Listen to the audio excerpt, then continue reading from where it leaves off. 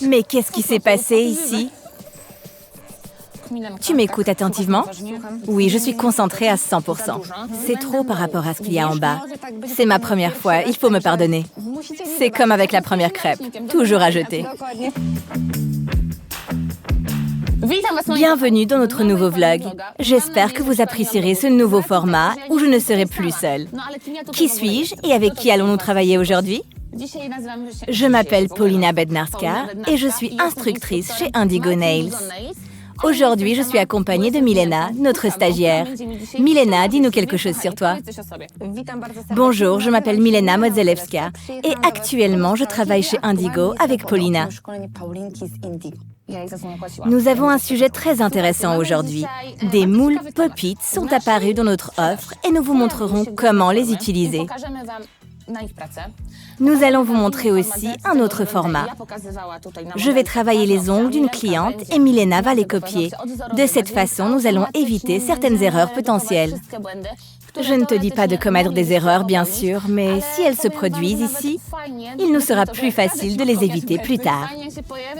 Si nous commettons des erreurs, nous avons quelque chose à apprendre et à corriger. Tout le monde se trompe parfois. Donc, si tu fais une erreur ou quelque chose d'imprévu se passe, nous n'allons certainement pas stresser. C'est ma première fois, vous devrez me pardonner. Comme avec la première crêpe, toujours à jeter. Et voilà nos moules Pop-it. Nous avons ici deux formes différentes. Classique et Russian Almond. C'est la fin de la publicité. Nous avons aussi des tailles différentes qui correspondent à toutes les plaques. Ici, je vous montre le numéro 9. Comme vous voyez, avec les moules classiques, nous avons un bord complet des deux côtés, mais aussi un tunnel magnifique et profond. Grâce à cela, nous pouvons les façonner, former de jolis bords et immédiatement construire notre apex. Voici le moule Russian Almond. Nous avons ici également de beaux bords latéraux des deux côtés, un tunnel et un beau biseau, tout comme avec les ongles habituels que nous pouvons construire à partir d'un moule classique. Nos moules Pop-it ont des formes qui correspondent à un ongle bien construit et limé. Il nous suffit de décoller notre moule et l'ongle sera prêt.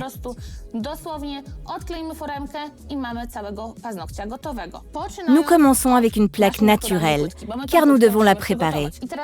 Avec notre cliente, nous avons utilisé ces limes. Elles sont déjà matifiées et usées. Ne pensez pas que nous utilisons des limes usées. Elles sont jetables, et donc c'était des limes toutes neuves avant. Il nous faut des cotons pour dépoussiérer, ainsi que notre cleaner numéro 1 pour nettoyer la plaque et pour la dégraisser parfaitement. Te souviens-tu pourquoi? Pour voir si la plaque est bien mate. Nous avons aussi besoin d'une base, si possible avec des protéines. La voilà. Avant d'utiliser notre base, nous avons besoin d'un primer sans acide. Nous avons une plaque qui ne pose pas de problème particulier. Nous allons donc utiliser un primer sans acide. Une fois notre base appliquée, nous aurons besoin de nos moules et de nos acrygels. Oui, aujourd'hui, nous allons travailler avec des acrygels. Nous vous les présenterons, mais je dois dire qu'ils ne sont pas encore en vente. C'est une avant-première. Nous avons donc des acrygels, des moules Pop-it, mais quels sont les autres produits dont nous aurons besoin? Un pinceau. Le pinceau pour l'acrygel peut être utilisé seulement avec l'acrygel. Et voici la spatule. Elle a un pinceau sur le côté. N'oubliez pas que nous ne pouvons pas utiliser pour l'acrygel un simple pinceau à gel, car il deviendra collant et absorbera le nettoyant. Il nous faut aussi un nettoyant pour travailler l'acrygel, et ce ne sera pas le cleaner numéro 1 que l'on utilisait avant pour dégraisser la plaque. Il contient un dérivé de l'acétone. Alors que se passerait-il avec notre pinceau? Malheureusement, le pinceau serait inutilisable. Nous utilisons donc le cleaner numéro 2. Milena, peux-tu me le passer? Oui, bien sûr. Nous utiliserons le cleaner numéro 2. Nous aurons besoin d'un récipient pour verser le nettoyant afin de rendre notre travail plus agréable. Nous aurons également besoin d'une lampe. Nous allons durcir nos ongles sous une lampe de 9 watts. Bien sûr, nous aurons aussi besoin d'un top, avec ou sans dispersion.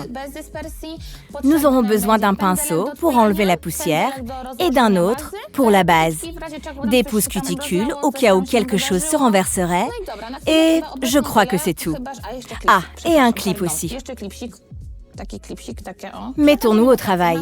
Nous savons déjà de quoi nous avons besoin aujourd'hui. Avec quelle forme aimerais-tu commencer? Peut-être la classique. La classique. Alors allons-y. Comme je l'ai dit, la plaque est déjà mate, préparée et les cuticules ont été traitées. Mais notre cliente a renversé quelque chose de brillant dessus. Nous l'essuierons avec notre cleaner numéro 1 pour tout enlever parfaitement. La plaque est prête et matifiée. Les cuticules sont traitées d'une façon très délicate. Si quelque chose coule, n'oubliez pas de ne pas faire une manicure complète d'un coup. Car si nous travaillons avec des fraises, nous pouvons toujours toucher les cuticules. Je vais essayer de ne pas le faire, mais si toi tu le faisais, nous aurions un problème.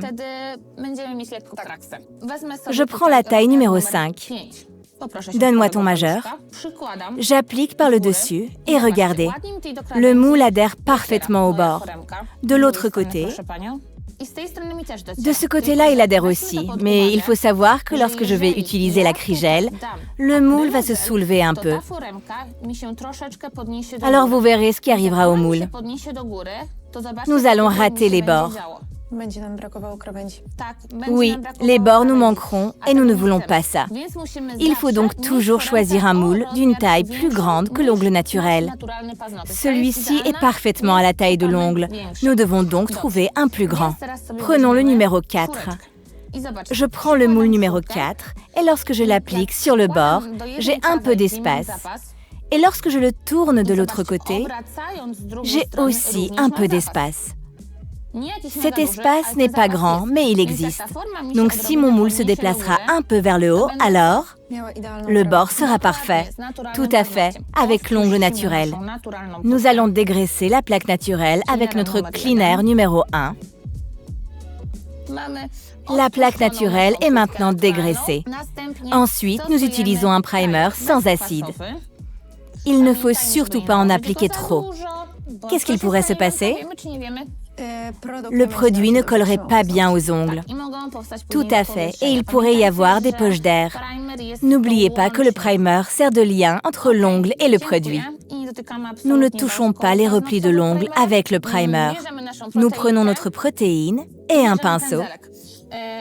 Nous avons ici un pinceau à gel double face. J'utilise toujours le côté biseauté pour appliquer la base. Il faut toujours appliquer une très petite quantité de base sous le gel, de manière à ce que la couche mate reste visible. Si nous appliquons trop de base, le produit va adhérer à la base plutôt qu'à l'ongle, en le rendant moins durable. Une petite quantité de base sur l'ongle. Nous frottons du bas de l'ongle vers le haut, le plus près possible des cuticules, mais sans les toucher. Si la base est bien frottée, la couche mate est visible. La couche mate est bien visible ici, mais si ce n'est pas le cas, on pourrait prendre un coton pour enlever l'excédent et rendre la couche mate bien visible. Tout d'abord, nous pouvons mesurer la longueur de l'ongle naturel sur le moule. Nous voyons qu'il arrive jusqu'au 1, peut-être même un peu au-delà. Est-ce qu'on fait une extension longue ou courte? Pas trop en pointe, c'est ça? Si notre cliente dit qu'elle ne veut pas que ses ongles soient trop longs, alors peut-être jusqu'au numéro 2 ou 3. Cette longueur sera satisfaisante? Très bien. La décision est donc prise. Bien sûr, s'il n'y en a pas assez, on peut toujours en ajouter ou en retirer. Ça ne restera pas comme ça. On peut se déplacer ici, à gauche ou à droite, pour retirer ou pour ajouter. J'applique par le haut du moule. Je suis munie du cleaner numéro 2 et d'un coton sec. Je trempe tout mon pinceau. Il ne faut pas utiliser trop de force. On ne le fait jamais avec des pinceaux. On travaille toujours en douceur. J'égoutte l'excédent pour que mon pinceau soit humide, mais rien ne doit couler. Je tapote à gauche et à droite, et quand je sens que le pinceau commence à devenir collant, cela signifie qu'il est déjà sec. Tu m'écoutes attentivement? Oui, je suis concentrée à 100%. J'égoutte et ainsi je peux continuer à travailler. Gauche, droite. Nous allongeons l'ongle jusqu'au numéro 3. Il est important que le produit atteigne le bord en entier, d'un côté et de l'autre. Il ne faut pas manquer de produit ici. Si nous voulions réaliser un carré plus marqué, nous devrions limer droit ici. Mais nous allons plutôt faire un carré simple, plus pratique. Le produit est déjà étalé. Comme vous voyez, je retire toujours un peu les cuticules à cet endroit, car cette partie va coller à l'ongle naturel. Donc si nous en avions trop, cela pourrait couler. Encore une chose, nous devons vérifier la ligne du cheveu pour qu'elle ne soit pas trop épaisse, car en la limant, elle pourrait devenir encore plus épaisse. Essayons de créer un dégradé. Il ne doit pas être trop fin, sinon les ongles ne seraient pas durables. La ligne du cheveu ne doit pas dépasser l'épaisseur d'une carte de crédit, mais elle ne doit pas non plus être aussi fine qu'un cheveu. La cliente pourrait alors très facilement perdre son ongle. Maintenant, nous aurons besoin de notre lampe de 9 watts. Lorsque nous collons notre moule pop-it, il faut faire comme si nous voulions le pousser doucement vers l'ongle. Je ne le pose pas, mais je le pousse délicatement, car si on appuie trop fort, tout va déborder. Nous passons au collage. Je déplace le moule pop-it vers le haut. Nous devons également déterminer la hauteur pour que notre ongle ne se déplace pas vers le haut ou vers le bas. Puisque nous travaillons avec l'acrygel, nous pouvons faire pivoter le doigt de notre cliente. Maintenant, je peux utiliser un pouce cuticule car je n'en ai renversé que très peu. C'est normal, ce n'est pas comme si j'avais complètement inondé les cuticules. De cette façon, je facilite mon travail. Je peux utiliser un pouce cuticule en bois imbibé de nettoyant pour récupérer l'excédent d'un côté. De l'autre côté, il n'y en a pas. Je contrôle pour voir si c'est droit. Je dois le déplacer encore un peu ici. N'oubliez pas de vérifier le moule des deux côtés. En dessous, ce n'est pas parfait. À ce stade, ce n'est pas grave, car je vais durcir l'ongle par le haut. Ici, dans la partie centrale, au niveau du repli. Le produit sera durci à cet endroit, tandis qu'ici, j'aurai encore un produit non durci et je pourrai continuer à le travailler. Ce sera lisse, propre et élégant. On durcit tout en haut. J'espère que ça se voit bien. C'est prêt. Je retourne la main. Passons à notre cleaner numéro 2. J'égoutte l'excédent, je l'essuie des deux côtés et je peux ensuite le lisser parfaitement. Si cela vous inquiète, nous pouvons utiliser notre clip pour fixer le moule. Maintenant, nous revenons vers l'arrière et vers le bas et nous lissons le tout de manière parfaite. Vérifions la ligne de cheveux. Bien sûr, s'il y a un problème, nous pouvons utiliser notre fraise. Nous durcissons sous la lampe pendant 30 secondes et nous enlevons le clip. On durcit encore pendant 30 secondes. Lorsque nous allons le décoller, nous laisserons encore durcir sans moule pendant 90 secondes pour que tout adhère bien. Nous décollons le moule. Nous avons créé notre ongle. Tout se tient. Oui, et il ne faut même pas trop limer. Regarde, voici l'apex et les bords. Je suis très contente de moi. C'est beaucoup plus rapide. Tu pourras le reproduire toi-même. J'attends ce test avec impatience. Quelles sont tes premières impressions? Je suis très curieuse. Est-il possible de réutiliser des moules pop-it? Regarde, je l'ai enlevé. Est-ce que ça colle? Non. Alors, il est possible de le réutiliser. Vous voyez, rien ne colle, rien ne se passe. Vous pouvez donc l'utiliser en toute sécurité. Les moules classiques doivent être jetés s'il y a quoi que ce soit qui ne fonctionne pas, parce que nous découpons le moule classique pour l'adapter à l'ongle. Et les moules pop-it peuvent être utilisés plusieurs fois. Testez-le. Encore une information importante pour tous. L'acrygel n'a pas de couche collante après durcissement. Il n'y en a pas non plus en dessous. Et c'est vraiment génial.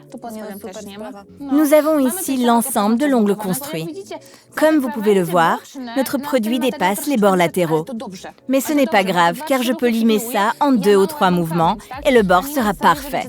Il ne manquera rien et je n'aurai pas besoin d'en rajouter plus tard. Ne vous inquiétez pas de ça. La couleur que nous avons ici est légèrement transparente. S'il y a un petit vide, cela ne veut pas dire que nous manquerons de produit. Regardez, le produit est bien là, mais cet acrygel n'est pas opaque à 100%. Nous avons de petits vides ici. Donc cela ne dépend pas des moules pop-it, c'est juste la couleur de ce produit. Nous pouvons commencer à travailler avec la lime pour limer tout avec précision. Mais il est aussi possible de le faire avec une fraise. Aujourd'hui, nous utiliserons une fraise en céramique. Vous trouverez tous les liens sous notre vidéo. Si vous voulez vérifier quelque chose ou si vous souhaitez commander un produit, toutes les informations sont là.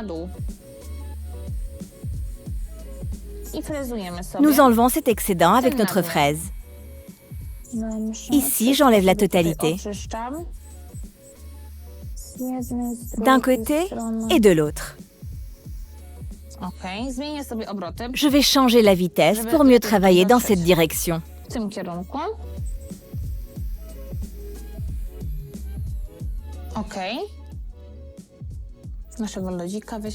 Je prends le pinceau, j'enlève la poussière et je commence à travailler les bords. J'utilise une lime 100 sur 180. Qu'est-ce qui s'est passé? Nous allons utiliser une lime avec un grain de 180. Comme mentionné, les bords sont matifiés. Il est important de garder une lime pour adoucir les bords afin d'éviter les risques de coupure.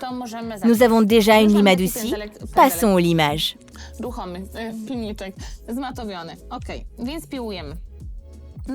Tout d'abord, je vais limer le bord droit jusqu'à notre carré. Nous allons retourner la main et nous pouvons corriger ici pour voir si tout est bien droit. Maintenant, nous travaillons les bords latéraux pour qu'ils soient droits par rapport à l'axe du doigt. Maintenant, de l'autre côté. Nous devons vérifier si les bords sont à la même hauteur.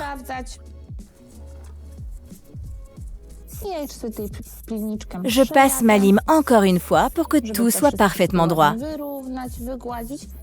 J'aime aussi utiliser le côté droit de la lime car il glisse facilement et me permet de bien travailler cette zone.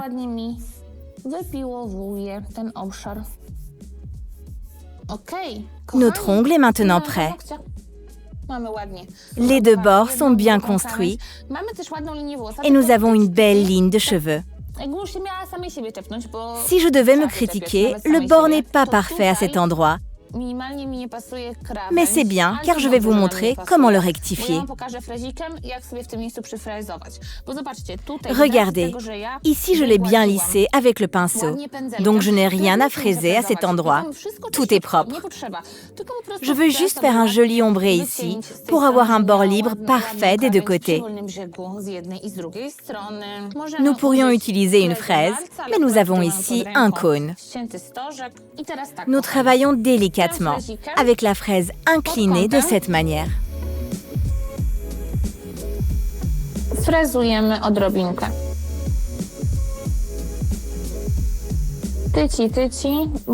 Je ne veux pas changer grand-chose ici, donc j'effectue juste 2 ou 3 mouvements. Maintenant, c'est parfait. Nous enlevons encore la poussière et voilà. Comme je n'ai pas utilisé de fraise, j'ai enlevé une quantité tellement minime que je n'ai pas besoin d'appliquer du tip-top, du wet look ou d'une quelconque couche de finition. Tout est magnifique. Seulement ma cliente a dit qu'elle ne voulait pas de tel bord pour ne pas se blesser. Nous allons donc réaliser un carré très légèrement arrondi. Je dois incliner la lime pour avoir un vide ici. On lime à gauche et à droite pour bien l'arrondir et pour créer un carré plus doux et plus naturel. Pour qu'il soit encore plus pratique, nous limons les bords. Personnellement, je préfère un tel effet naturel et délicat. Mais c'est une question de goût. Je suis curieuse de connaître votre avis, si vous préférez un carré pointu ou un carré plus naturel et délicat. Je travaille encore des deux côtés et regardez, il n'y a pratiquement rien à limer en haut. J'ai déjà un joli apex, tout est donc prêt. Si je voulais encore rajouter un top, ce ne serait pas le type top ici. Je n'ai pas de surface mate ici, et lorsque la surface n'est pas mate, le top s'écaille rapidement. Je devrais donc utiliser le wet look. C'est un top en gel, donc il sera parfait ici. Mais si je voulais appliquer notre type top ou un autre top sans dispersion, je devrais polir cette zone. Nous n'avons pas besoin de limer car c'est déjà fait. Il nous suffit d'utiliser un polissoir. Je vais vous montrer comment le faire.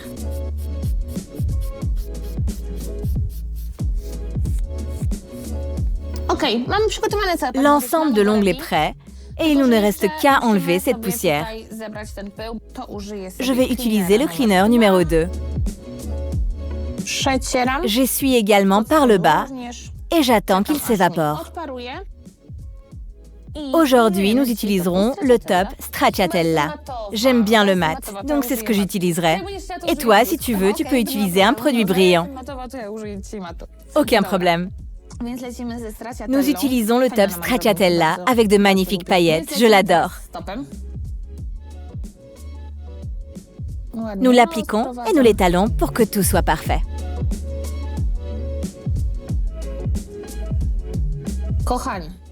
Si vous vous trouvez dans une situation où, comme ici, il y a un grand vide près du repli de l'ongle, n'oubliez pas que vous pouvez y ajouter du produit. Si quelque chose ne vous convient pas, on peut toujours le corriger. C'est bien? Alors maintenant, nous durcissons sous la lampe. C'est prêt. En théorie, le super mat est un produit sans dispersion, mais je l'essuie quand même. C'est fait, notre ongle est prêt. Et nous allons juste hydrater les cuticules. Nous utiliserons pour cela notre nettoyant, le Shea Super Shine. Il contient du beurre de karité et il va parfaitement nourrir toute la zone des replis de l'ongle. Nous allons plier notre coton pour atteindre tous les recoins. Et voilà, mesdames et messieurs, notre ongle est prêt, vu de tous les côtés. Et c'est prêt. Quelles sont tes impressions? L'ongle est magnifique et nous l'avons préparé si rapidement. C'est fantastique. Comme vous voyez, ma cliente est satisfaite. À ton tour maintenant, tu es prête? Je peux commencer. J'espère faire aussi bien que Paulina, au moins à moitié. Je suis sûre que ça sera parfait. Tu es prête? Je suis prête. J'ai l'impression d'être la présentatrice de cet épisode, ne serait-ce que pour un instant. C'est parfait, tu pourras montrer aux filles le beau travail que tu as réalisé. Bonne chance! Donne-moi ta main, s'il te plaît. Quel doigt vas-tu faire? L'index. Le numéro 4 me semble un peu trop grand. Laisse-moi voir. Oui, il est définitivement trop grand. Le bord retombe trop. Nous n'avons pas un petit vide, mais un double vide. Je suis d'accord avec toi. L'ongle serait définitivement trop gros. Mais le numéro 5 me semble parfait. Pourquoi penses-tu que le numéro 5 sera bon? Parce que quand je le rapproche de l'ongle, il dépasse seulement légèrement du bord libre.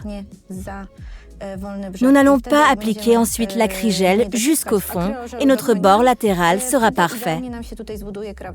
Je conseille toujours de vérifier d'un côté et de l'autre si nous avons un espace vide ainsi que sa taille. Ici, nous avons donc un espace vide des deux côtés, n'est-ce pas? C'est donc correct. Alors, nous choisissons le numéro 5. Tout à fait. Milena utilise notre cleaner numéro 1. Tu as des paillettes sur l'ongle. C'est une vraie discothèque ici. Il faut qu'on s'en débarrasse pour ne pas gâcher notre effet final. Nous allons maintenant appliquer un primer sans acide et tout comme avant, nous n'en mettons pas trop pour que rien ne coule.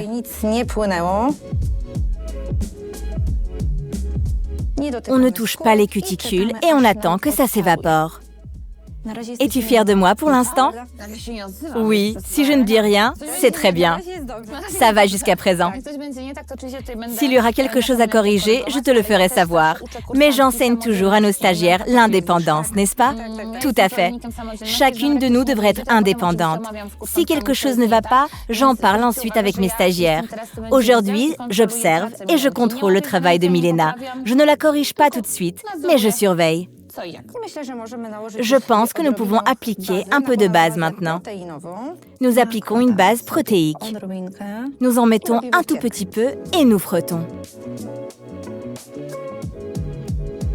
Je pense que c'est bien. Nous n'avons pas trop de produit et nous pouvons déjà le durcir sous la lampe. La surface mate est visible, oui. Nous durcissons pendant 1 minute. Maintenant, tu peux par exemple mettre le produit dans les moules Pop-it. Peut-être que l'on pourrait utiliser une couleur différente. Qu'est-ce que tu as là? C'est transparent. Nous enlevons le produit et nous commençons par le milieu. Quelle est la texture lors de la première utilisation? Il semble épais lorsqu'on le tapote. Je te conseillerais de travailler avec l'ensemble du pinceau. Regarde, ici tu as plus de produit. Alors déplace-le un peu vers le bas. Nous travaillons avec l'ensemble du pinceau. Si tu travailles plus à plat, ce sera beaucoup plus confortable pour toi. Regarde comment le produit s'étale bien maintenant. Je l'ai fait jusqu'à la taille 2, 3. Maintenant, tu peux le retourner et vérifier si tout va bien. Je vais le tremper un peu car je sens déjà que c'est collant. N'oublie pas les bords. Puisque nous travaillons avec un produit transparent, si tu portes un gant noir, tu peux l'utiliser de cette façon. Grâce à ça, tu peux voir qu'il manque quelque chose. Exactement. Tu as plus de visibilité. Attention, tu es déjà arrivé à la taille 4. Je vais si bien que j'ai même dépassé la taille 4. On peut toujours corriger ça. Comme avant, nous allons ici jusqu'à l'extrémité. Puis nous pouvons raccourcir légèrement et bien étaler le tout. C'est très facile d'observer, mais ce n'est pas forcément facile de le faire. Quelle quantité de produits avons-nous ici? Trop. Trop par rapport à ce qui est en bas. Et ici, j'espère que vous le voyez aussi, nous manquons du produit. Tu vois qu'il n'arrive pas jusqu'au bord? Et encore une chose, c'est trop épais. Oui, regarde de ce côté. Tu vois combien de produits nous avons ici? Je te conseille de l'étaler avec un pinceau, avec des mouvements en avant et en arrière, pour qu'il s'étale bien dans chaque recoin. Tu as compris? Oui, bientôt nous verrons le résultat. Tu te débrouilles vraiment très bien. Tu peux partir du haut vers le bas. Il y a suffisamment de produits, tu peux le travailler facilement. Regarde, je vérifie. Effectivement, il est plus long. On va limer ça. Bonne idée. Seulement, nous avons très peu de produits ici. Alors, encore une fois, je pars d'en haut, ensuite de ce côté et jusqu'au bord. Regarde combien de produits tu as ici. Je peux l'enlever par le haut? Oui, et j'en ajouterai encore un peu à proximité des bords latéraux pour qu'il ne soit pas nécessaire de le faire plus tard. Il vaut mieux y consacrer un peu plus de temps maintenant. Je vois déjà que c'est beaucoup mieux. On l'a même un peu raccourci. Mais lorsque nous l'avons retiré et remis à sa longueur, j'ai remarqué que nous n'avions plus de produits sur les bords.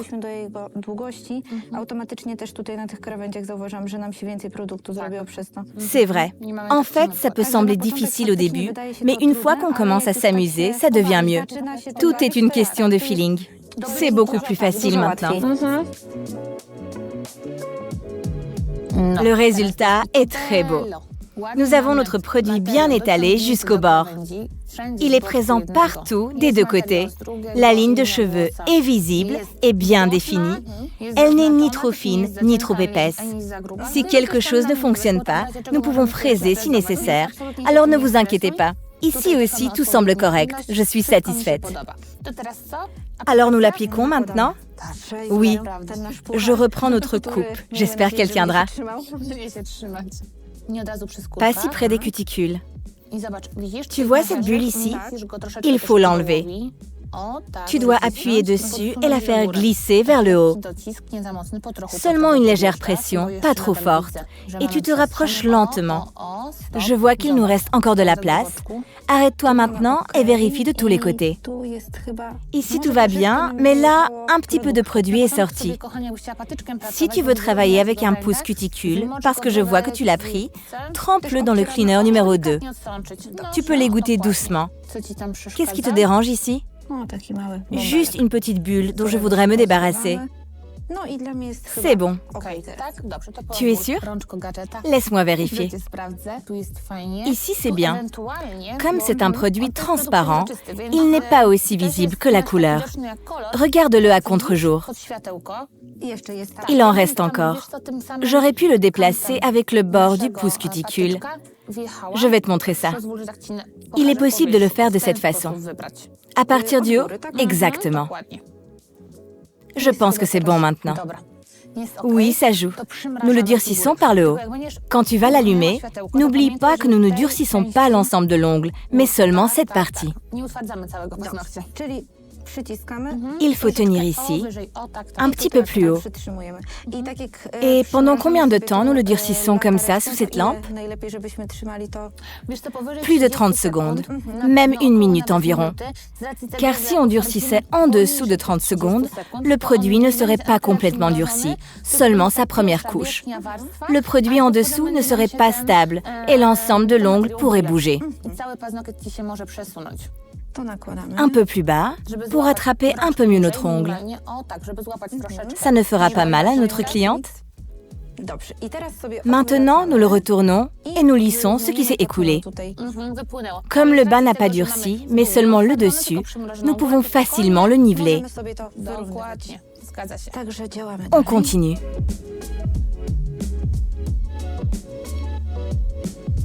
Es-tu prête à vérifier le résultat?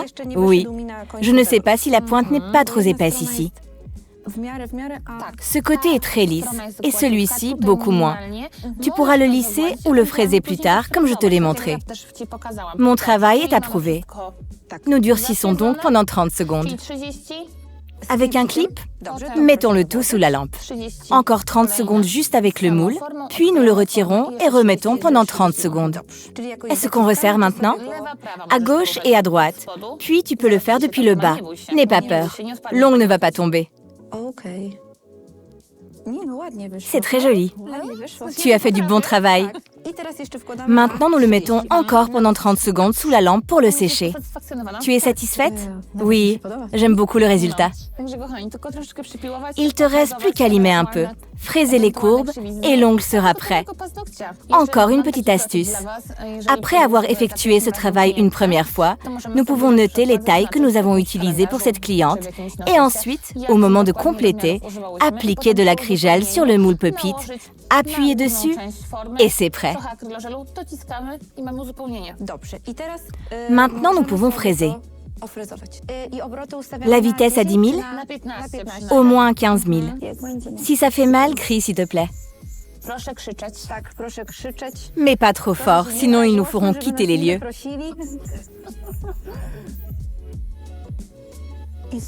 Changeons la vitesse maintenant.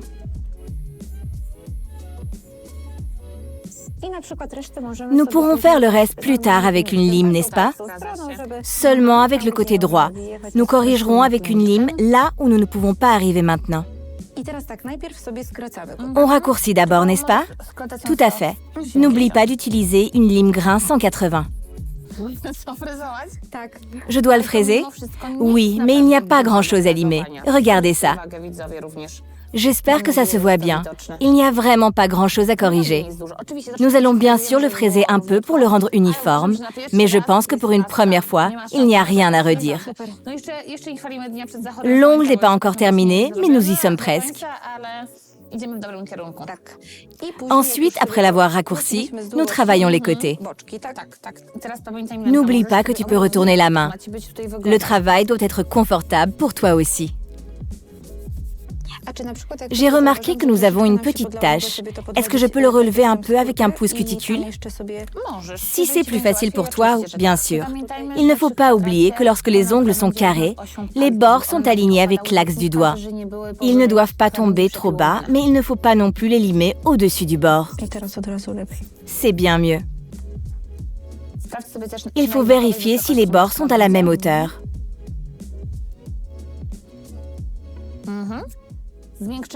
Devrions-nous adoucir la forme? Tu es en train de faire un carré typique? Tu peux l'adoucir de cette manière, comme ça ils seront uniformes. En raccourcissant, nous tenons la lime inclinée. Uniformément des deux côtés. Tiens la lime un peu plus à l'horizontale. Encore? Oui, parce que tu es revenu avec la lime. Maintenant, je peux travailler les cuticules. Puisque nous sommes déjà à cette étape, on va travailler tout de suite les coins? Tout à fait, pour que notre cliente ne se blesse pas les yeux. Je vois encore ici une petite boule blanche. Est-ce que je peux l'enlever avec une fraiseuse? Montre-moi ça. C'est de la poussière? Oui, c'était de la poussière.